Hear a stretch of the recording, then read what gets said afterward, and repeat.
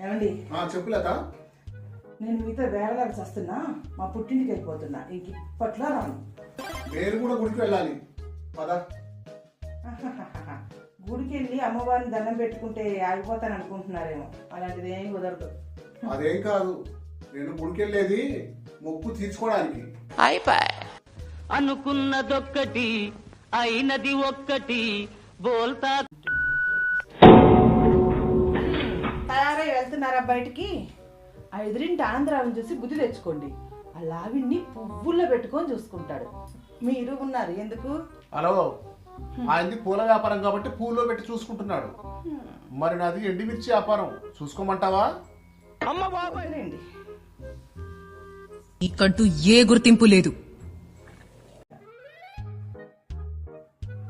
ఇదిగో, ఇందాక గ్యాస్ కట్టేమన్నాను, కట్టేశావా? ఏమో, నేను నీ భర్తను కదా, ఆ చెప్పేదేదో కాస్త మర్యాదగా చెప్పొచ్చు కదోయ్. సరే, మర్యాదగా వెళ్ళి గ్యాస్ కట్టేపో.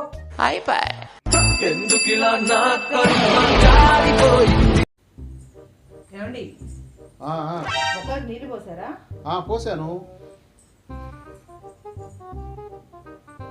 తల్టవలసు బయట ఆరేసేయమన్నాను, ఆరేసారా? ఆరేసాగా.